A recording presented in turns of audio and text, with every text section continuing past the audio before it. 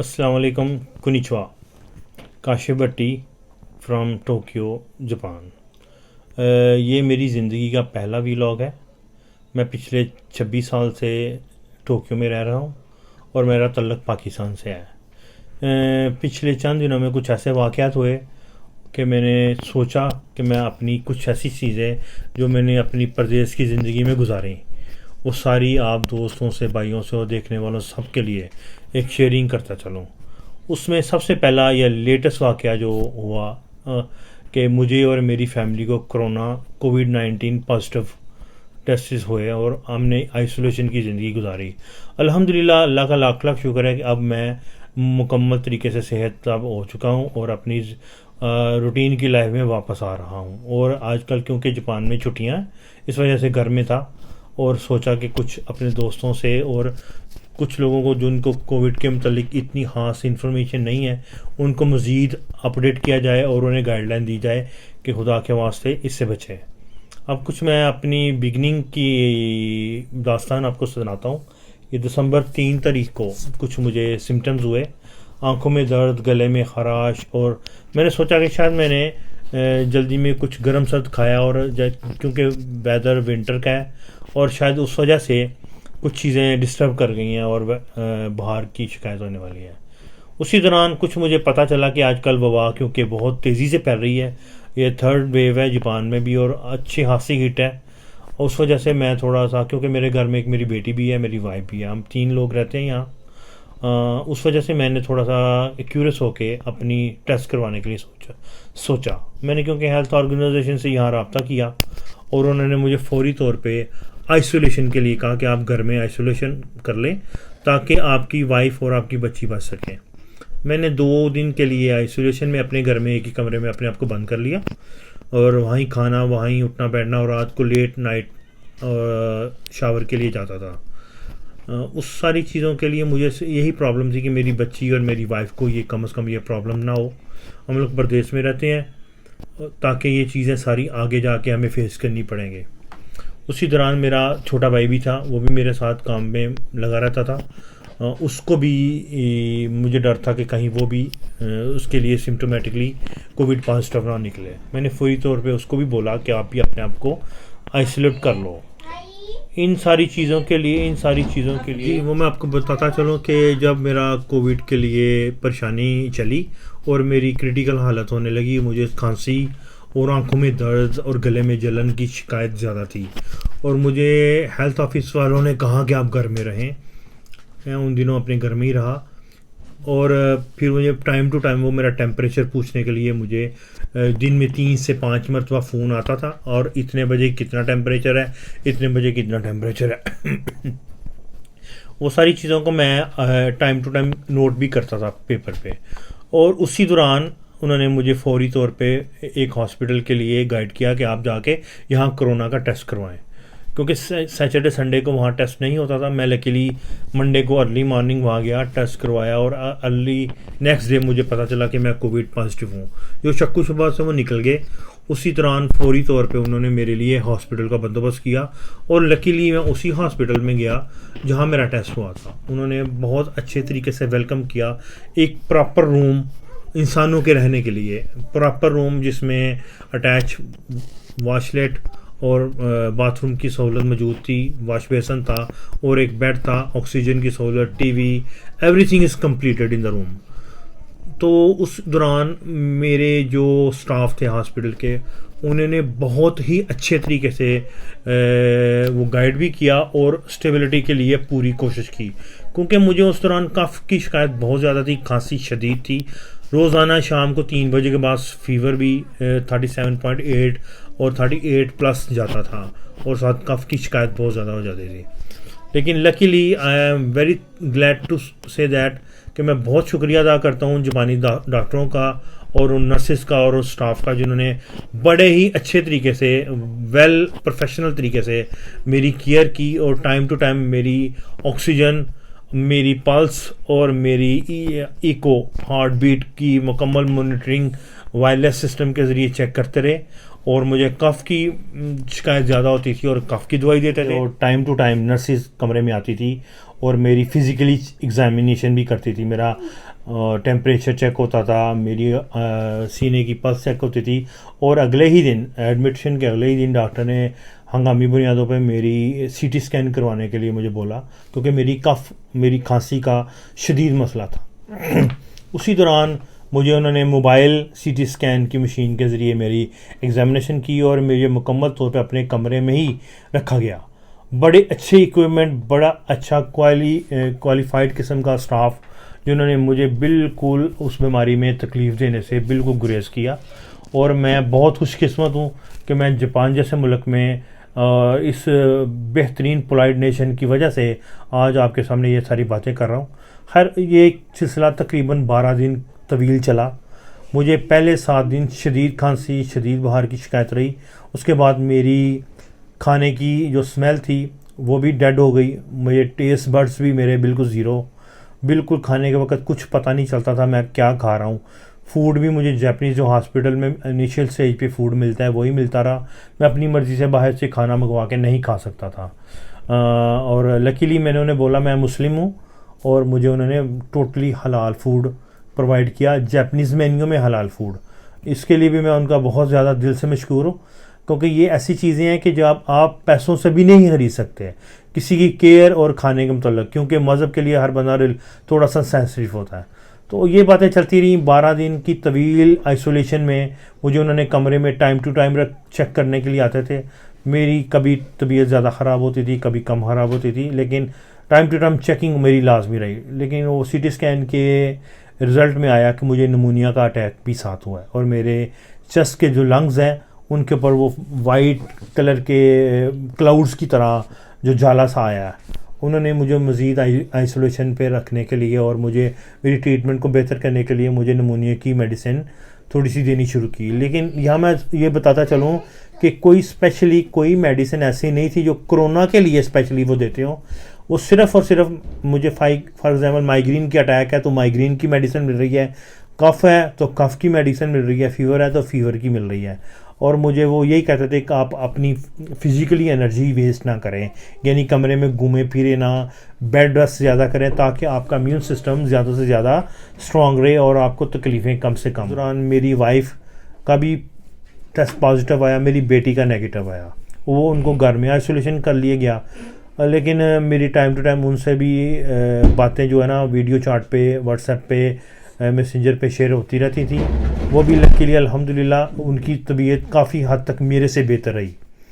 तो ये सारी चीज़ें चलती रहीं। मैं ये बताना ये चाहता हूँ कि इस बीमारी में जो इंसान फेस करता है फिज़िकली, ये तो हो गया लोगों ने मेरे साथ कैसा रवैया किया, जो मैं खुद अपने आप से आपको बयान करना चाहता हूँ कि ये एक ऐसी क्रिटिकल कंडीशन आ जाती है आइसोलेशन में कि आपको इन केस 10 मिनट खांसी होती है ना, तो ऐसे लगता है मैं पूरे दिन से ही खांस रहा हूँ।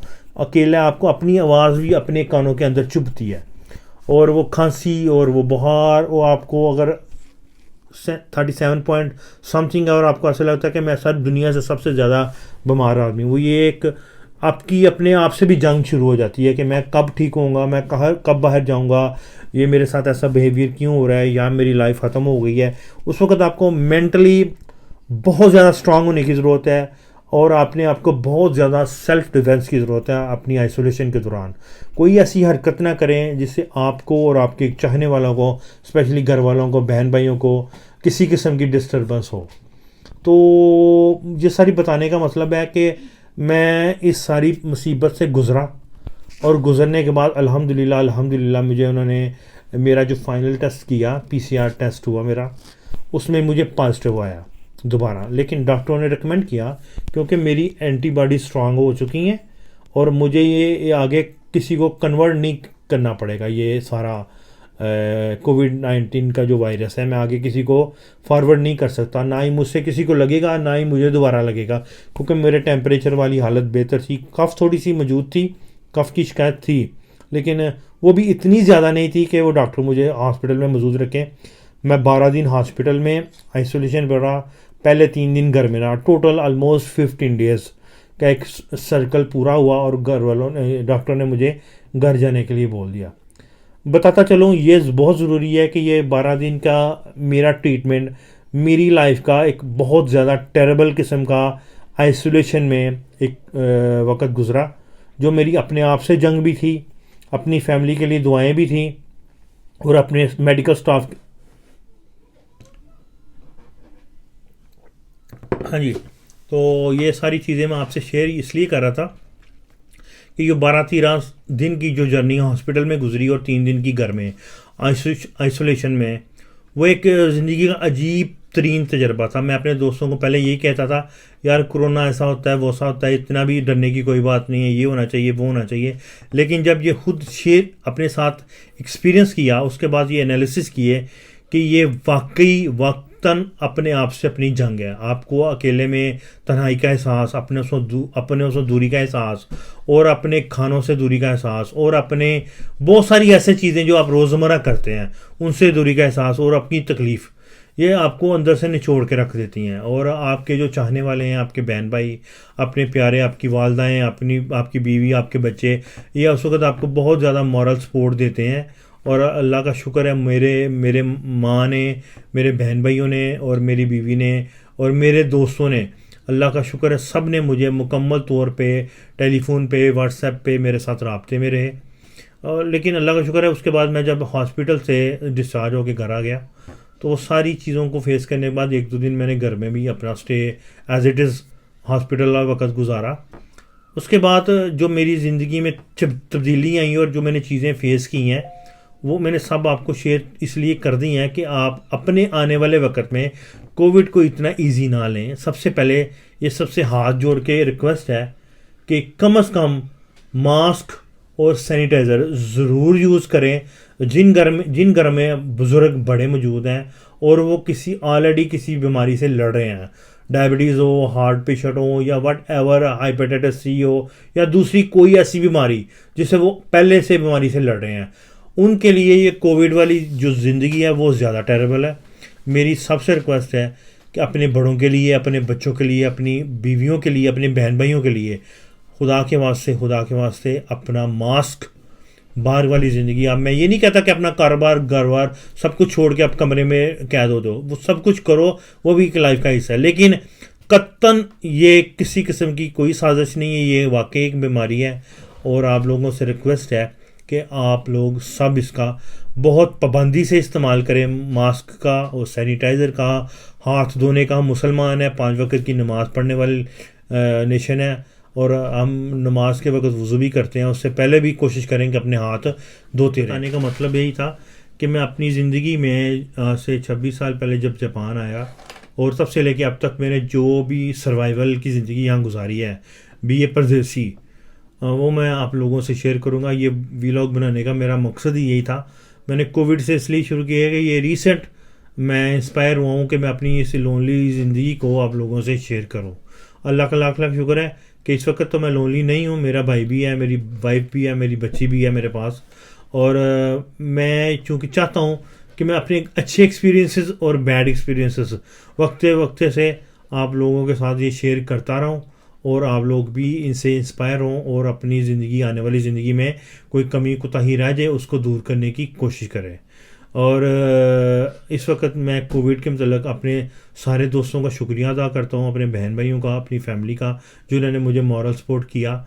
मेरी दोबारा सबसे रिक्वेस्ट है कि आप अपनी ज़िंदगी को सेफ बनाएं, अपने घर में रहें, सोशल लाइफ को मिनिमाइज़ करें, और अपनी ज़िंदगी को थोड़ा सा मास्क, ये कम से कम मास्क वाला जो सिंबल है ना, इसको अपनी ज़िंदगी का, एक लाइफ का एक हिस्सा बनाएं, और हाथों को धोते रहें। ये 3-4 चीज़ें ऐसी हैं जो आप करते रहेंगे और ज़्यादा से ज़्यादा अवॉइड करेंगे, क्योंकि लास्ट कुछ ऐसे दिनों में मैंने देखा है पाकिस्तान में लोग सोशलाइजिंग में बिल्कुल केयर नहीं करते। मेरे दोस्त भी इसमें शामिल हैं, मेरे रिश्तेदार भी शामिल हैं, और कुछ सोशल मेरा हल्का अहबाब भी है, वो भी, उनको भी मैं व्हाट्सअप में या फेसबुक पे उनकी कुछ ऐसी देखी है फिल्मिंग, जो मुझे दुख हुआ है कि उन लोगों का एहसास नहीं है ये कितनी टेरेबल बीमारी है। अल्लाह करे किसी को भी कुछ ना हो। मेरी ख़ास दुआ है सब बहनों भाइयों के लिए, अपनी वालदा के लिए, और बाकी सब के लिए भी। अल्लाह ताला सबको सेहत वाली ज़िंदगी गुजारने की तौफीक दे और इन सब मुसीबतों से बचने की, क्योंकि ये अल्लाह की तरफ से आती हैं। कोई बंदा इसका वो नहीं ले सकता कि मेरी वजह से हुई है कि उसकी वजह से हुई है। आप कम से कम अपना हक अदा करें, आप इससे बचें और मुकम्मल तौर पे सेफ़ रहें। ये मेरी रिक्वेस्ट है। ये बहुत टेरिबल है, आपको अंदर से, ये इधर से डिस्टर्ब करेगी आपको कि ये आप एक तो अकेलापन, दूसरा उस बीमारी की जो अप्स एंड डाउन्स हैं वो फेस करना हर बंदे की बस की बात नहीं है। लिहाजा अपने डॉक्टर से शेयर करें, डरें नहीं। अपनी जो भी उस वक्त की सर्कमस्टांसेस हैं आपके, आपको कफ़ है तो कफ़ की दवाई लें, आपको बुखार है तो बुखार की दवाई लें, आपको नज़ला है तो नज़ले की दवाई लें, माइग्रेन है तो माइग्रेन की दवाई लें। ये काइंडली प्रिकॉशंस बहुत अच्छे तरीके से यूज़ करें ताकि आपकी आपकी तो ज़िंदगी की डैमेज होगी, आपके साथ आपके बच्चे, आपकी वाइफ्स, आपकी बहन भाई, आपकी वालदैन सभी डैमेज होंगे। मेरी आपसे रिक्वेस्ट है कि आप इसको बड़े अच्छे तरीके से अपनी ज़िंदगी का एक हिस्सा बनाएं जब तक सारे हालात ठीक नहीं होते। इसके लिए बहुत शुक्रिया। और हाँ, ये आगे से चल के मैं एक छोटी सी कोशिश करना चाहता हूँ, अपनी ज़िंदगी कुछ ऐसे हिस्से जो शेयर करूँगा आने वाले दिनों में इस ब्लॉग के ज़रिए। ये मेरी बिगनिंग है, ये मेरा पहला ब्लॉग है, और आने वाली ज़िंदगी के मैंने अपनी 25-26 साल जापान में गुजारे, इस खूबसूरत मुल्क, खूबसूरत लोगों, डिसिप्लिन लोगों के साथ गुजारे। उनके जो भी अच्छे पहलू, बुरे पहलू सब कुछ दिखाऊंगा, खाने भी दिखाऊंगा, इनका पुलिस का निज़ाम भी दिखाऊंगा, इनका मेडिकल निज़ाम भी दिखाऊंगा, और ये लोग भी दिखाऊंगा ये कितने प्यारे हैं। मुझे कभी नहीं महसूस हुआ कि मैं अपनी घर से बाहर हूँ, अपने मुल्क से बाहर हूँ। बहन भाइयों का याद ज़रूर तड़पाती रही है, माँ बाप की, लेकिन उसके अलावा कभी इतना महसूस नहीं हुआ कि मैं किसी दूसरे मुल्क में रह रहा हूँ। अल्लाह का लाख लाख शुक्र है कि शायद मेरी माँ बाप की कोई दुआएं काम आई कि मैं इस ऐसे मुल्क में आया। लेकिन आने वाले वक्तों में मैं अपने 25-26 साल की ज़िंदगी की बहुत सारी खूबसूरत यादें आपके साथ टाइम टू टाइम शेयर करता रहूँगा। मेरे साथ, मेरे इस सफ़र में मेरा साथ दीजिएगा। कोई गलती, कोताही और कोई ऐसी मिस कोडिंग हो मेरी तरफ से, मुझे करेक्शन भी कीजिएगा। कुछ जो बातें आप जानना चाहते हैं जापान के मतलब, वो मुझे एडवाइस भी कीजिएगा। मैं कोशिश करूँगा कि आपके मतलब जो भी मेरे से बन पाया मैं आपको शेयर करता रहूँगा। मेरे लिए दुआ गो रहिएगा और कोशिश करिएगा कि मेरी ये कोशिश दूसरे जो लोग आना चाहते हैं, जापान से प्यार करते हैं और जापान को देखना चाहते हैं किसी भी रंग से, अच्छे तरीके से भी, बुरे तरीके से भी, अल्लाह ताला सब की ख्वाहिशें पूरी करे। इस कोविड वाले वक्त से हम निकलें जल्दी से जल्दी, ये दुनिया दोबारा वैसे ही हंसते बसते इंसानों के लिए वैसे ही जगमगाती रहे। मेरी तरफ से सब दोस्तों को खुदा हाफिज़, सायोनारा, और ज़िंदगी रही तो ज़रूर मुलाकात होगी इस जापान से। और मैं आई लव जापान। मुझे उम्मीद है कि मेरे साथ आपको भी जापान से प्यार होगा। ऐसे ही प्यार बांटते रहें और एक दूसरे से मोहब्बत का पैगाम पहुँचाते रहें। I love Japan.